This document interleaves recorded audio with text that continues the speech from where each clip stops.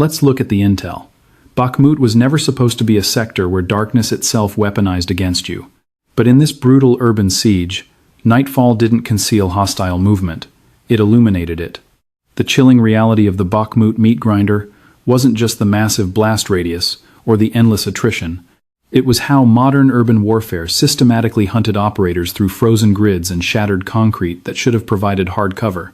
In an AO leveled by relentless artillery barrages, absolute silence became a lethal threat. The second a fire team's position was painted or sensed, life expectancy dropped to zero. That's why this tactical breakdown is absolutely critical. Bakhmut wasn't merely a savage meat grinder between Ukrainian defenders and Wagner. It became a grim warning on how elite sniper teams, extreme situational awareness, and overhead ISR drones completely rewrote the tactical playbook for ground movement, hard cover, and sector control.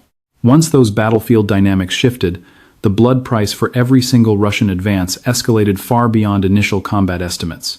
Stick with military force here, because the real headline isn't just the tactical combat, it's what this brutal meat grinder exposes about the terrifying new face of warfare. Bakhmut evolved into the ultimate kill zone for Ukrainian thermal sniper tactics, transforming every single ruin, every blind intersection, and every shattered storefront into a fatal choke point, where movement was tracked and eliminated. This wasn't your standard open-field infantry engagement. It was an agonizing urban siege, defined by leveled residential blocks, wide-open kill zones, tight alleyways, and pulverized structures offering virtually zero ballistic protection. In that nightmare terrain, even a 5-second tactical bound to the next piece of cover was a suicide run. High command in Kyiv realized this immediately.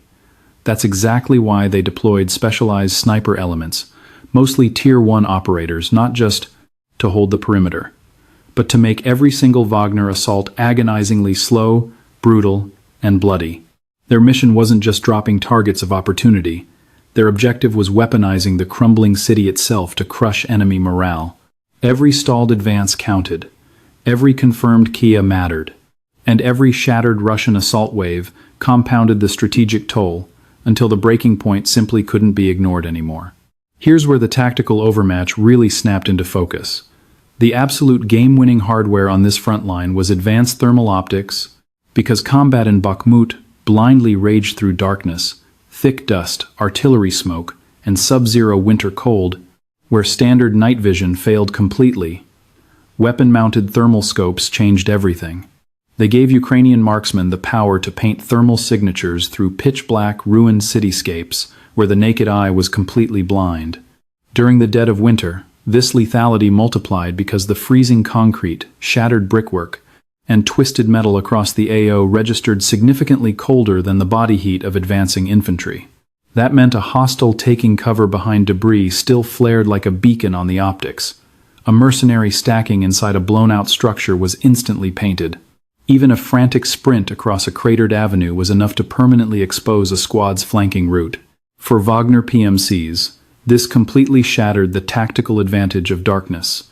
Midnight hours were supposed to mask infiltration and cover their shock troops. Instead, the freezing background temperatures practically highlighted them for immediate elimination. What felt like solid cover on the ground was a glowing target through thermal optics. Once that reality set in, the urban sprawl stopped offering armor and became a massive kill box. That's exactly why the combat friction was vastly more lethal than initial reports suggested. Ukrainian defenders leveraged these optics to shatter both the physical assault wave and the psychological momentum driving it. A sniper cell in this sector wasn't deployed just to rack up a high body count. They were deployed to completely shatter the enemy's operational tempo. Whenever Wagner elements attempted to bound across open danger areas, stage at blind corners, or stack up at breach points, they were immediately painted and tracked. One suppressed precision center mass hit would instantly stall the advance, pinning the squad down and bottlenecking the entire rear formation. In urban ops, losing that momentum means losing the fight. The second that drive snaps, battlefield chaos infects the ranks.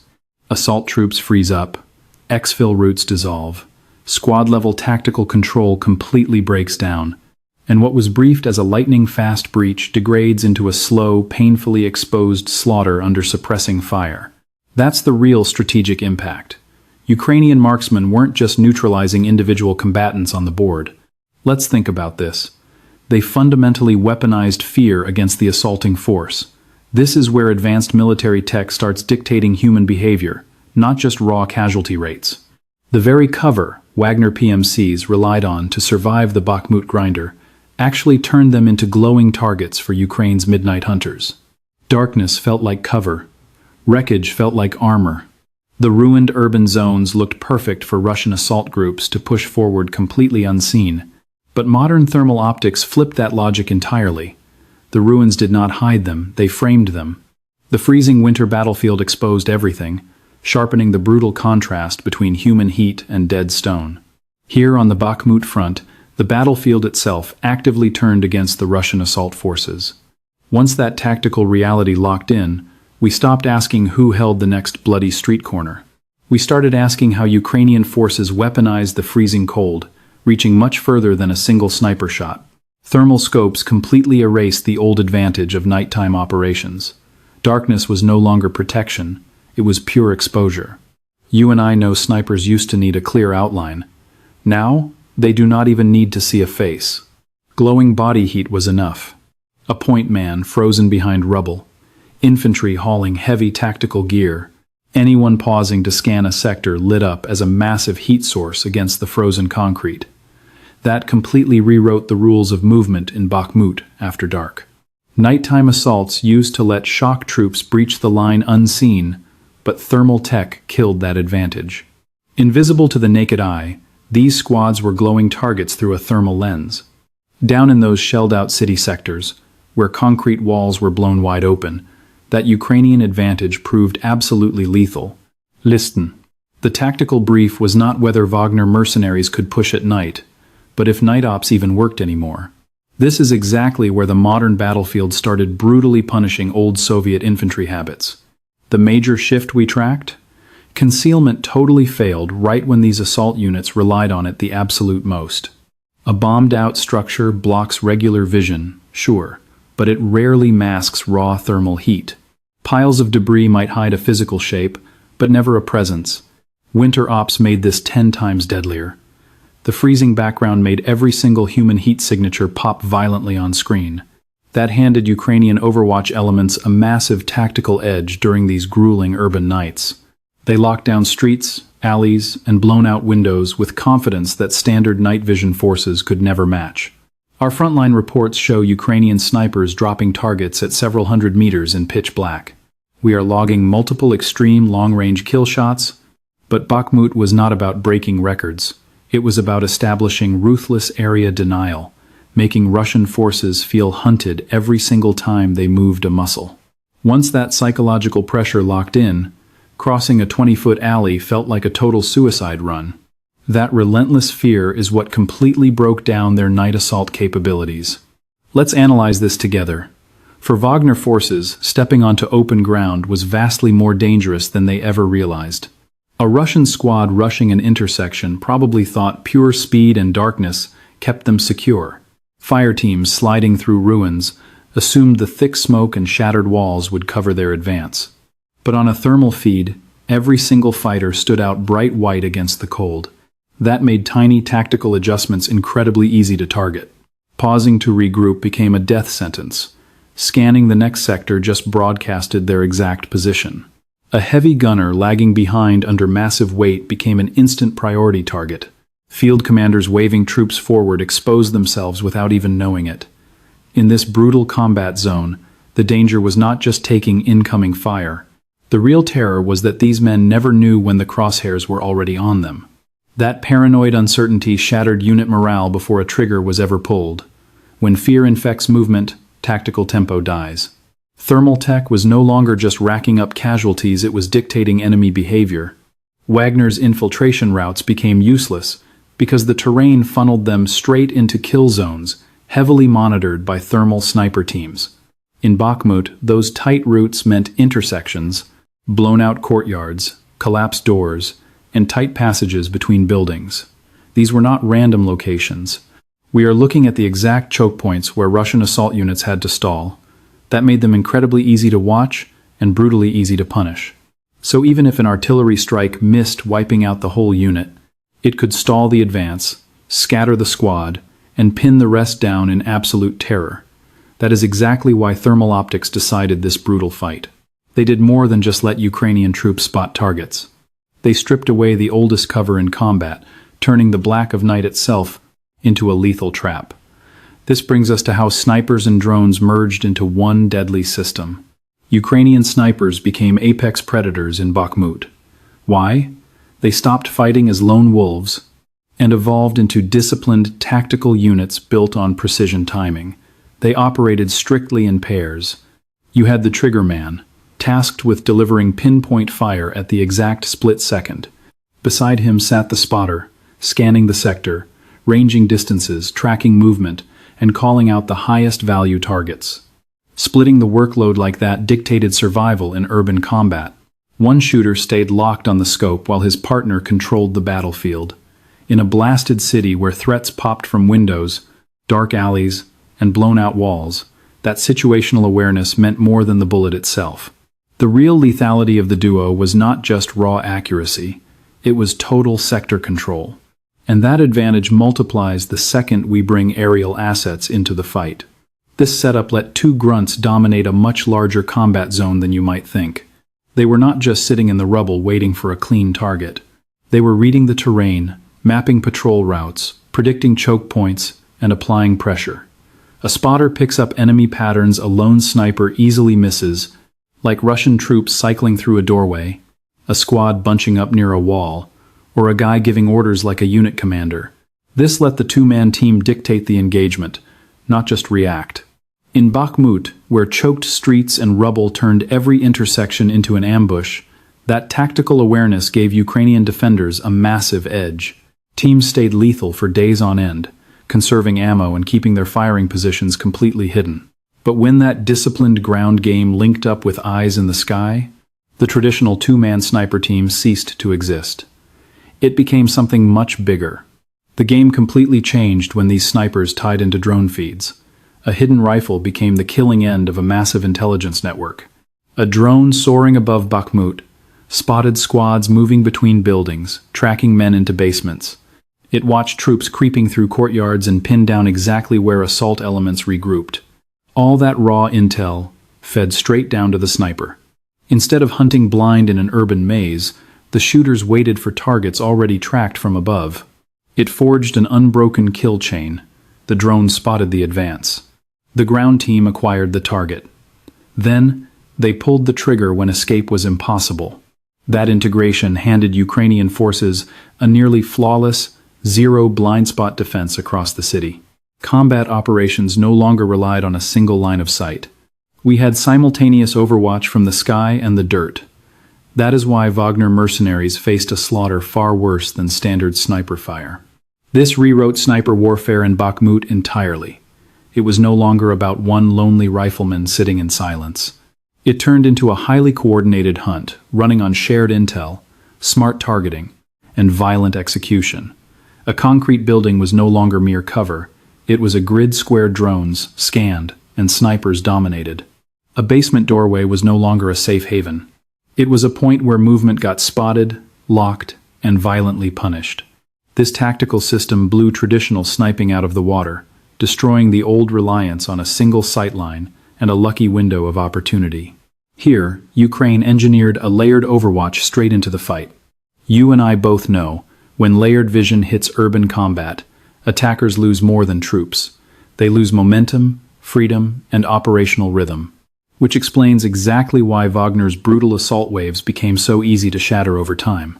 Wagner's sloppy push handed Ukrainian marksmen the exact targets their drone and sniper system was built to crush. The mercenaries just kept pushing forward in endless, brutal infantry waves. They threw small assault squads between bombed-out buildings, probing for weak points, trying desperately to crack the Ukrainian defensive line. This tactic bought Wagner flexibility. It also proved they were dead set on taking massive casualties if it meant grinding that front line down eventually.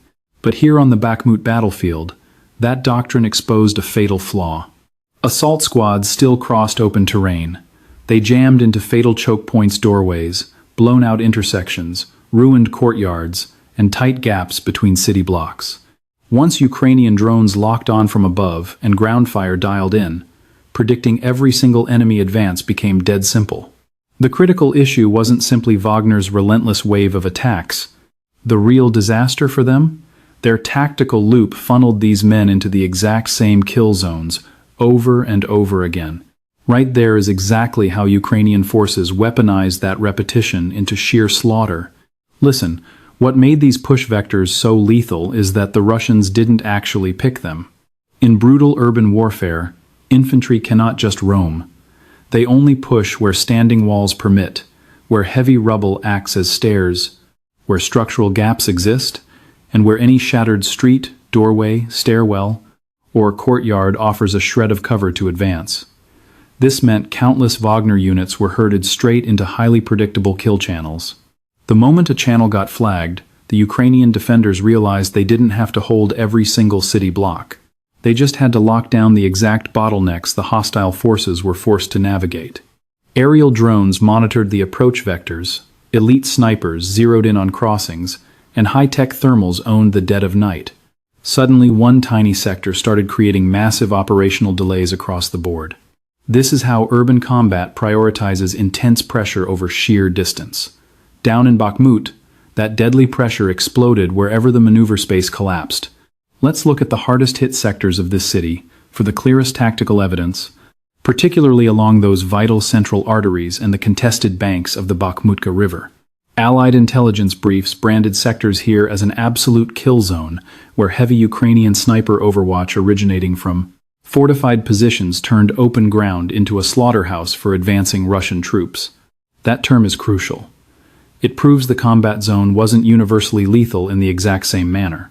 It was brutally fatal in precise funnels where movement was exposed, bogged down, and trapped under layered optics. That explains why darting across a single street brought a terrifyingly high tactical risk. 3 seconds in the open let an aerial drone lock the target, allowing a concealed sniper team to go hot, or causing a coordinated push to completely shatter before it even started. So the ultimate threat wasn't just Wagner's massive troop surge, it was how repeatedly those soldiers ran the exact same gauntlet, right into the teeth of defenses Ukraine was waiting to trigger. With that cycle on repeat, the butcher's bill skyrocketed day after day. This triggered a massive shockwave across the operational tempo, because Wagner wasn't just throwing shock troops down those highways. They had to haul ammo, drag out their casualties, cycle out exhausted squads, and shove fresh meat into the meat grinder. If a sector proved lethal for the point men, it was equally a death trap for the entire logistical tail behind them. That meant destruction bled far past the vanguard. An overwatched supply road ground reinforcements to a dead halt. A hot intersection delayed vital ammo drops. Retrieving a shredded squad became an absolute nightmare. You and I know that when this compounds, tactical momentum flatlines long before the frontline map ever shifts. That is the critical takeaway here. The Ukrainian military didn't have to lock the entire city down. They merely dominated the exact grid coordinates Wagner was forced to tread. That's why every single push bled them drier, forcing us to ask how this staggering attrition fundamentally shattered the core quality of Russian combat readiness. Ukrainian sharpshooters did way more than drop hostile infantry inside Bakhmut. They systematically gutted Wagner's true combat effectiveness month after month. That right there is the crux of this entire phase. These recon teams weren't just wasting ammo on random grunts wandering into their scopes.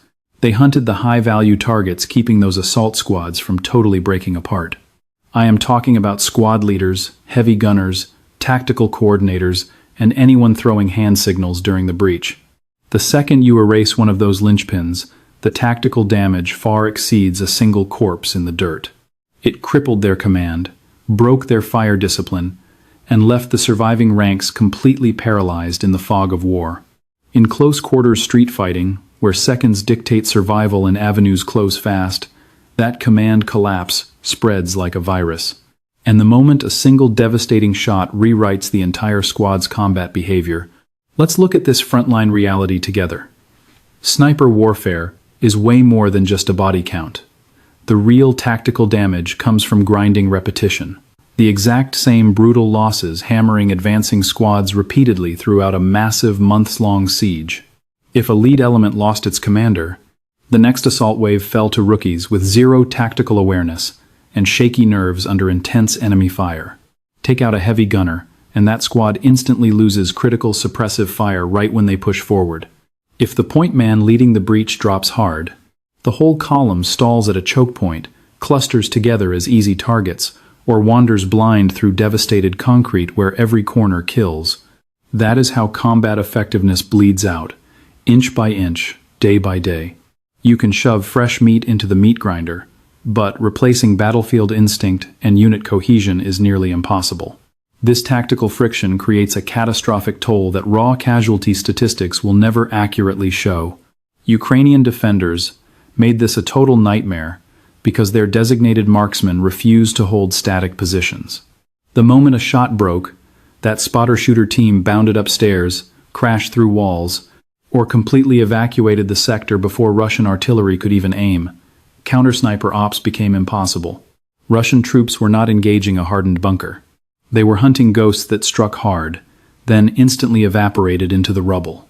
In the Bakhmut meat grinder, where shattered structures offered endless kill zones and blind alleys, rapid displacement kept those shooters alive.